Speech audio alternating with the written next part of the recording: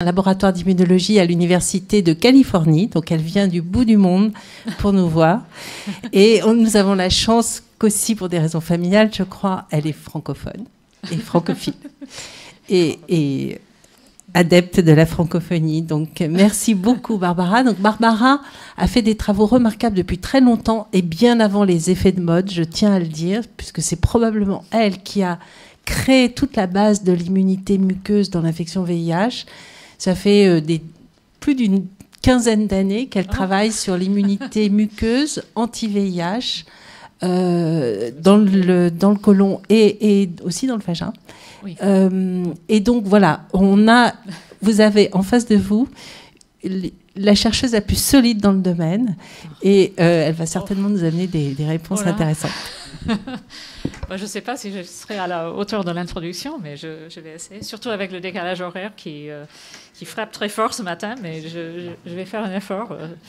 Donc, merci pour cette introduction et je suis vraiment ravie d'être parmi vous, d'autant plus que, comme vous l'avez dit, j'ai un mari français qui vient du sud-ouest de la France, originairement, et qui maintenant travaille avec moi en Californie, mais qui a fait des études en sciences du sol, mais qui maintenant travaille dans la viticulture. Donc, ça tombe très bien. Et j'ai beaucoup apprécié la première diapositive, le professeur Routy.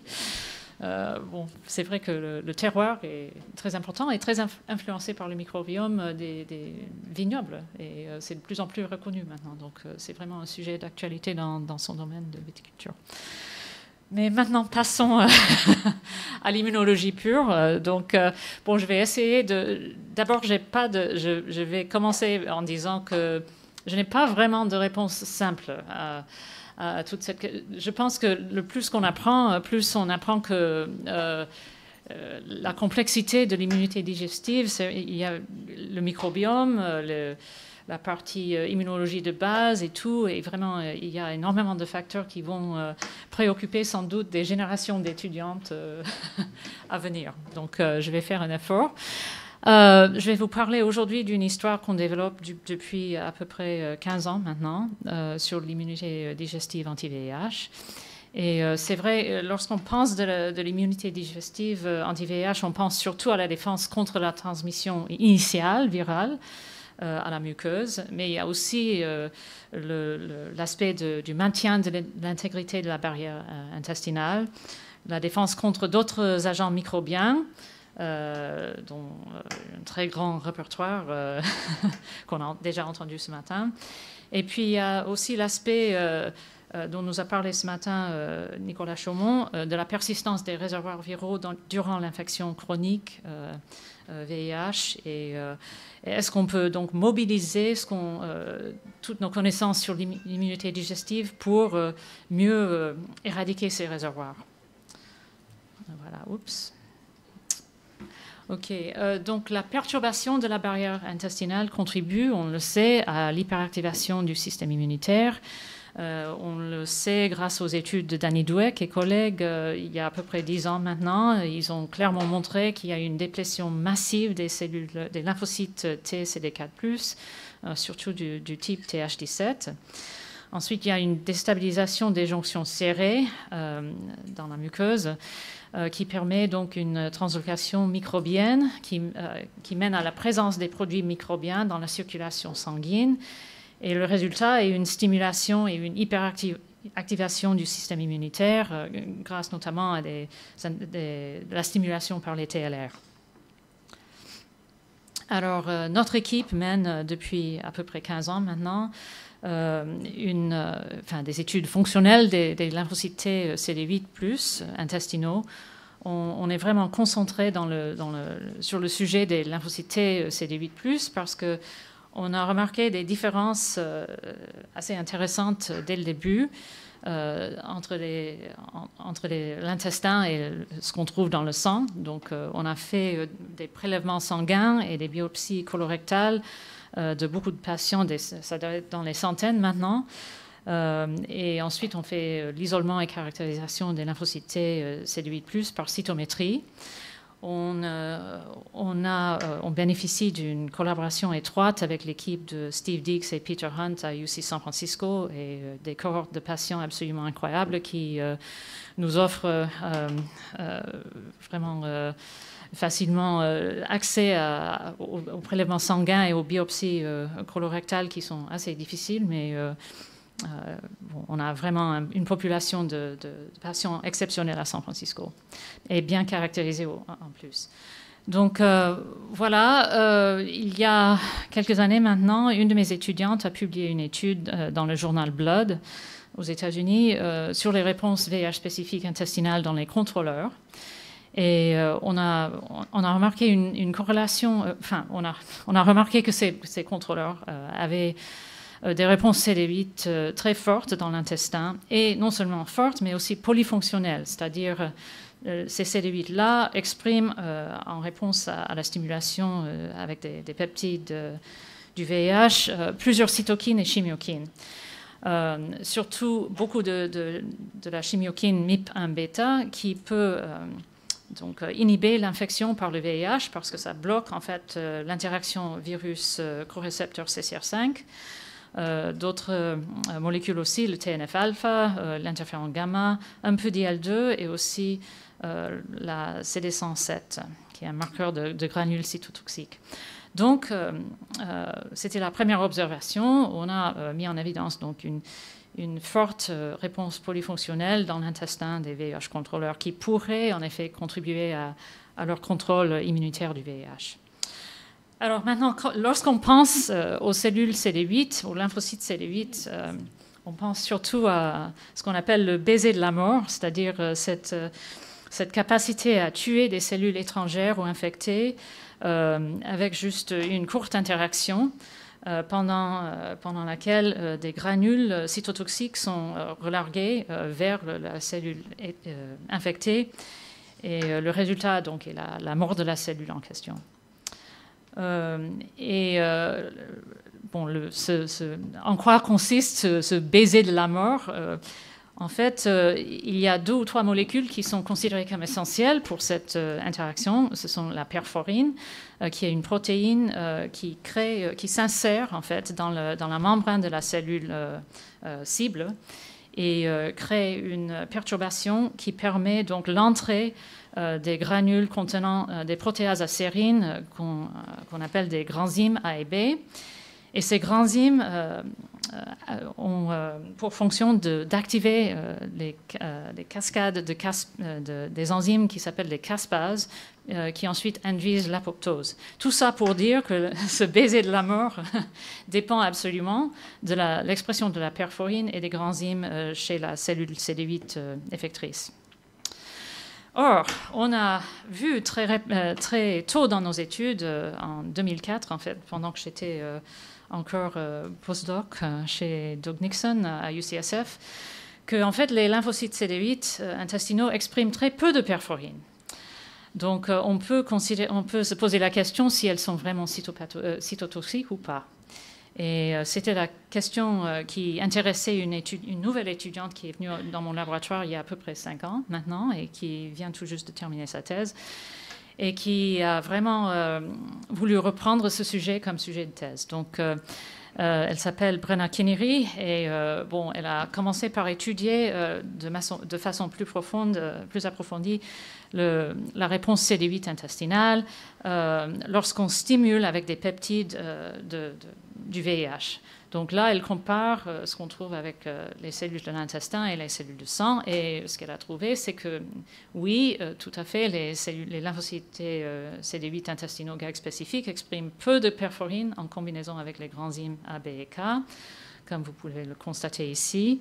Il y a très peu de perforine dans les cellules GAG spécifiques. Et les cellules du sang, ici, expriment plutôt beaucoup de perforine et des granzymes ensemble, alors que dans l'intestin, on voit surtout les cellules négatives pour la perforine et les 3 granzymes qu'on a testés. Ensuite, on a regardé dans les contrôleurs pour savoir si c'était pareil. Et là, on a stimulé donc les CD8 prélevés de l'intestin par des peptides VIH spécifiques, ou peptides du VIH, GAG ou NEF, ou un contrôle, le SEB.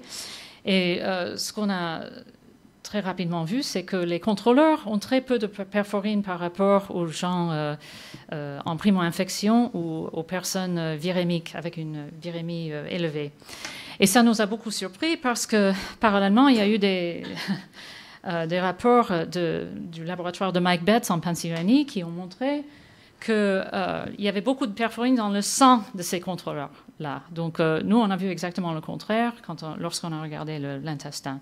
Ces cellules-là ont très peu de perforine par rapport à ce qu'on trouve dans les virémiques ou les gens en primo-infection.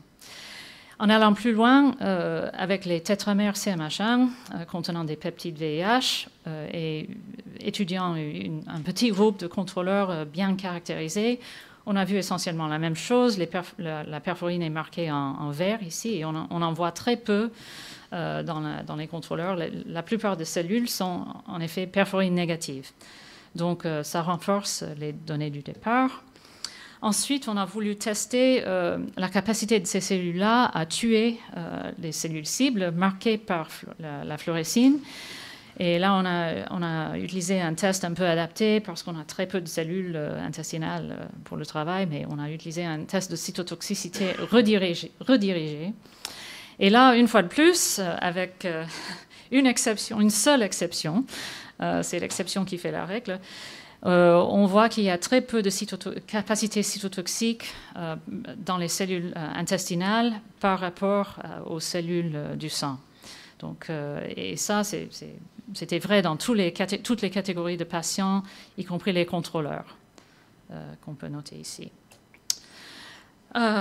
Alors, en même temps, parallèlement, on a été très intéressés de voir les avancées dans le domaine de l'immunologie dans la souris, où des équipes en Australie et aussi aux États-Unis, dans le Minnesota, ont démontré que l'expression de la perforine au niveau moléculaire est régulée par deux facteurs de transcription, qui sont le T-bête et l'éomésodermine.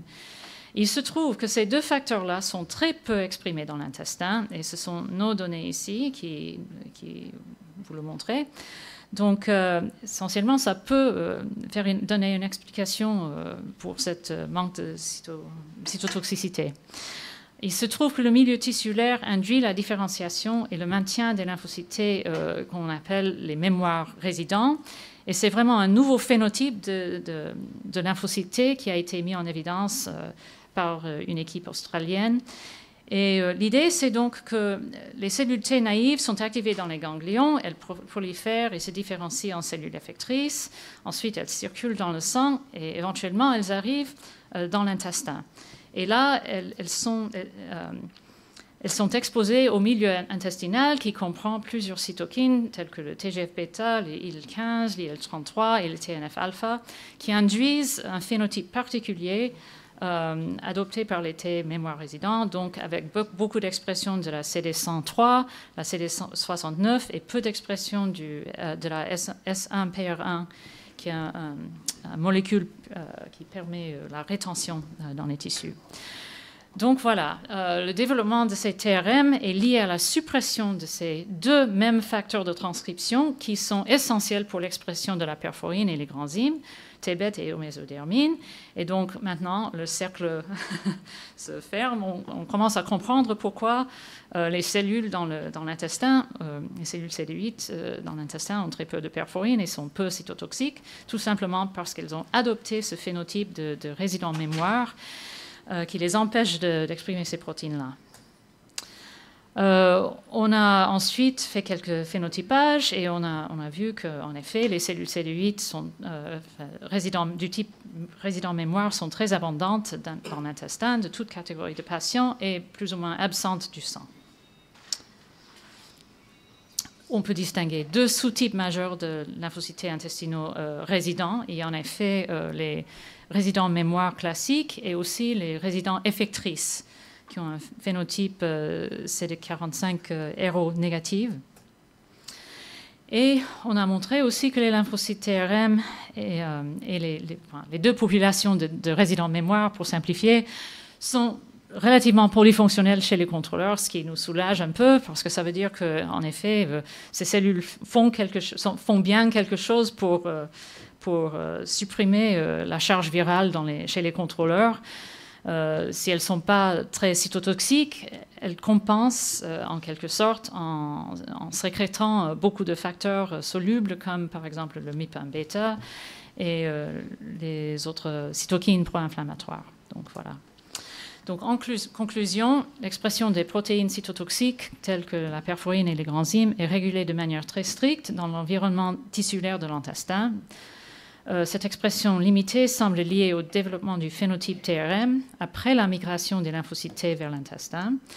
Les lymphocytes TRM chez les VIH contrôleurs sont relativement polyfonctionnels en termes de production de cytokines chimokines, mais expriment peu de perforine.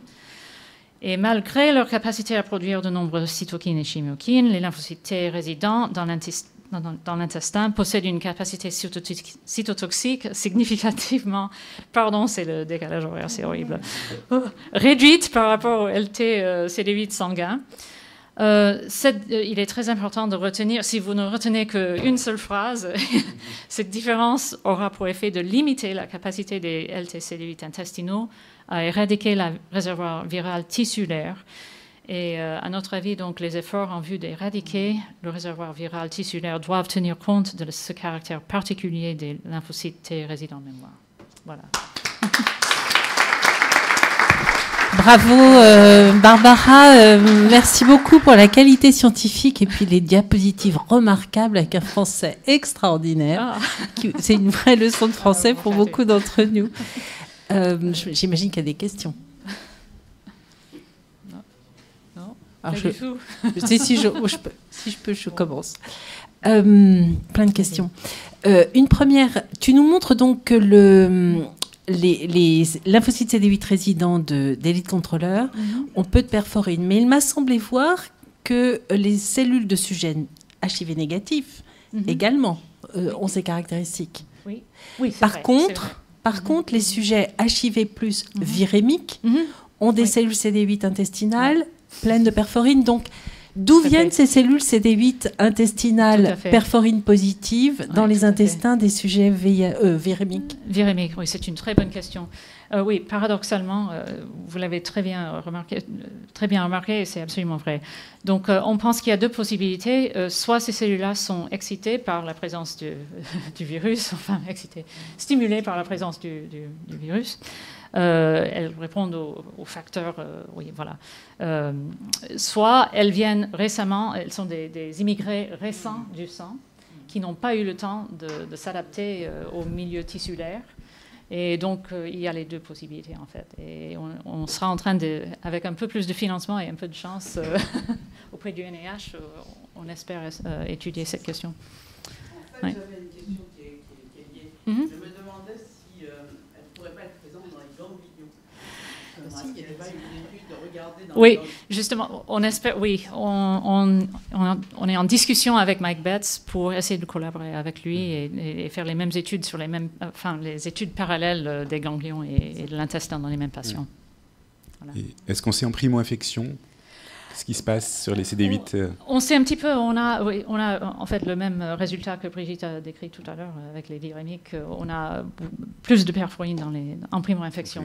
Et ça, on a étudié dans le macaque aussi, et on l'a publié il y a plusieurs années déjà. Il y a beaucoup de perforine en primo-infection, mais une baisse après. Donc, ouais. On pense que c'est dû aux facteurs tissulaires, mais ouais, c'est compliqué. Bon, il y a la migration des cellules, il y a plein de choses, plein de facteurs. Donc, il faudrait vraiment étudier, je pense, au niveau des cellules uniques, la transcription et tout ça. Peut-être que ça va nous apporter la réponse à ça. Nicolas. Oui. Barbara, la question, c'est est-ce que tu penses que cette absence de solubilité cytotoxique dans l'intestin est une cause ou une conséquence du contrôle? Parce qu'on peut imaginer pas avoir ces cellules qui tuent les voilà. Tout à fait. C'est une autre possibilité. Bon, c'est la question œuf-poule qui nous revient souvent et je n'ai pas la bonne réponse. C'est à débattre et à investiguer. à étudier. B27 ou B57 Oui, essentiellement, oui, la plupart. Alors, moi, je vais poser une question à Jean-Pierre. Jean-Pierre, tu nous as montré sur une de tes diapositives un travail, si je me souviens peut-être pas de ton équipe, mais qui montrait que le microbiote des élites contrôleurs n'était pas le même que celui des autres patients VIH. Donc, est-ce que tu penses qu'il peut y avoir une relation entre le microbiote et cette modulation de l'activation CD8 ? Idéalement, il faudra voir le patient avant qu'il soit infecté, de voir si ce n'est pas la nature génétique ou particulière des futures élites qui font qu'ils étaient différents avant l'infection. Est-ce qu'il y a un lien? On sait que des fois, si on contrôle trop, on fait plus de Crohn ou de colite ulcéreuse. Donc, il y a aussi les deux pendants qui s'opposent. Et c'est vrai que c'est des questions très fortes. J'aimerais juste poser la question, avec les MAID cells, est-ce que ça corrèle? Est-ce que c'est les mêmes? Ou comment on peut séparer résidents et MAID? Oui, très bonne question. On est en train d'étudier la question. On a un grant là-dessus, en fait, en collaboration avec Irini Serati, qui a fait des études avec vous, et Johan Sandberg à Stockholm. Donc, on aura la réponse, je pense, mais on ne l'a pas encore. Constance? Est-ce qu'on peut imaginer une différence en fonction de l'infection, si elle est par voie rectale ou par voie vaginale? Justement, on n'a pas c'est difficile à avoir une vraie réponse à ça parce qu'il y a plusieurs façons de s'infecter, mais on n'a pas vu de différence entre hommes et femmes ou ni entre homosexuels et hétérosexuels, quoi que ce soit. Et est-ce que vous avez regardé entre les CD8 qui sont dans la lamina propria et ceux qui sont intraépithéliaux? Est-ce que plus on sait qu'ils deviennent plus CD103 quand ils vont en intraépithélial et ils vont avoir plus de contact avec le microbiote? Est-ce que le phénotype de cytotoxicité change? Tout à fait, c'est une question d'actualité et c'est dans notre demande de financement et on aura la réponse. Si vous m'aurez invité d'ici 2 ans, peut-être. J'ai encore une question. Est-ce que ces CD8 intraépithéliaux ou présents dans l'intestin expriment des immune checkpoints? Oui, beaucoup de PD1, justement. Et ça aussi, c'est un facteur qui complique un petit peu l'histoire et qui reste à étudier un peu plus. Non, elles expriment beaucoup de PD1, c'est vrai. Voilà. Je vous remercie beaucoup. Autre question? Merci beaucoup. Merci beaucoup pour cette présentation. Alors, on va passer à une deuxième partie sur les réservoirs. On a le plaisir d'accueillir Benjamin Descours, qui est chercheur à Montpellier, chez Monsef Ben Kira.